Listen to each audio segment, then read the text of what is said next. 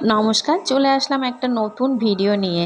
তো এই ভিডিওটা সপ্তমীর দিন, মানে পুজোর সময় সপ্তমীর দিন। দেখুন বামুনঘাটায় আমাদের বামুনঘাটা স্পোর্টিং ক্লাব, কি সুন্দর উপরে নৌকার মতো প্যান্ডেলটা খুব সুন্দর লেগেছে। আর ঠাকুরটাও না খুব সুন্দর, অপূর্ব সুন্দর লাগে ঠাকুর দেখতে।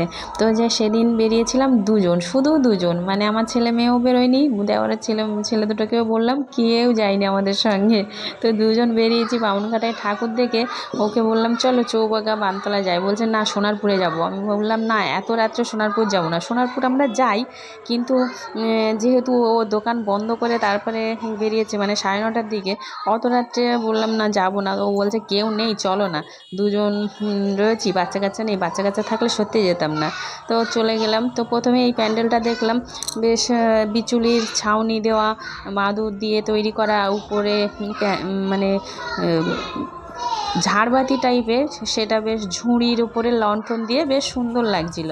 আর ঠাকুরটাও খুব সুন্দর হয়েছে। আর সামনে একটা গরুর গাড়ি, যেমন আগের দিনের গরুর গাড়ি, তো সেখানে দাঁড়িয়ে একটু ছবিও তুলছিলাম, বেশ ভালোই লেগেছে।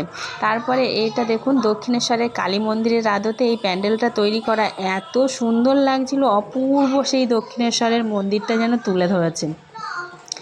সামনেই রামকৃষ্ণদেব আর স্বামী বিবেকানন্দের ছবি আছে। তো ভিতরে ঢুকলাম, ঢুকে ঠাকুরটা দেখলাম, ঠাকুরটাও বেশ ভালো লাগলো, সুন্দর করেছে। আর বিশেষ করে আমার প্যান্ডেলটা বেশি ভালো লেগেছে, বাইরে এই ভাইগুলো বাজনা বাজাচ্ছিল, তো সেটাও বেশ ভালোই লাগলো। তারপরে চলে যায় আর একটা প্যান্ডেলের এই যে ভিতরটা কি সুন্দর এটা এই প্যান্ডেলটা কি বলুন তো, সেই অপারেশন সিঁদুর বাইরেটা করেছে, সেটাই দেখছিলাম। আর এই অপারেশন সিঁদুর আমি এর আগে ভিডিওটা দিয়েছিলাম, তো সেটা সেই জন্য আর এখন দিলাম না। ঠাকুরটা ছিল কৃষ্ণনগরের ঠাকুর, এত সুন্দর ঠাকুরটা। তারপরে সোজা ওখান থেকে দেখে, বেশি দেখিনি, 3-4টে ঠাকুর দেখে সোজা চলে আসলাম জলপথে একে ফ্যামিলি রেস্টুরেন্টে। তো ও সপ্তমীর দিন, মানে ষষ্ঠীর দিন তো খাওয়া হয়নি, তো এই রেস্টুরেন্টে পুজো চলাকালীন 3 দিন এসেছিলাম।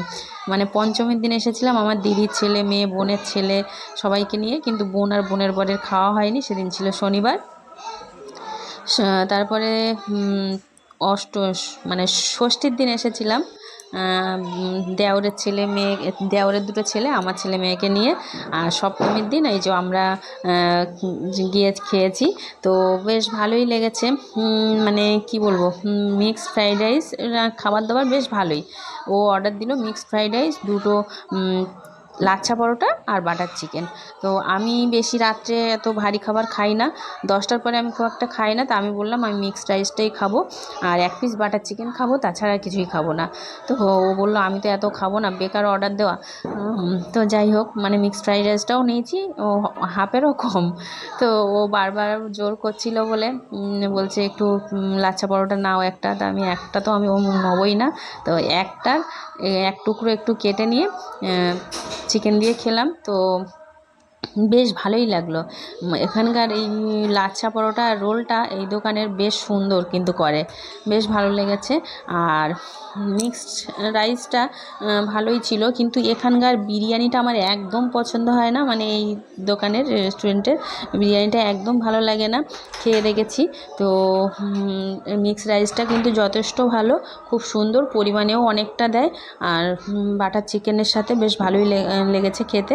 তারপরে ওখানে বেশ একদম পেট ভরে খাওয়া দাওয়া করে আমি ভাবলাম একটু চৌবাগায় ঠাকুর দেখতে যাব। তো বলছে না, আজকে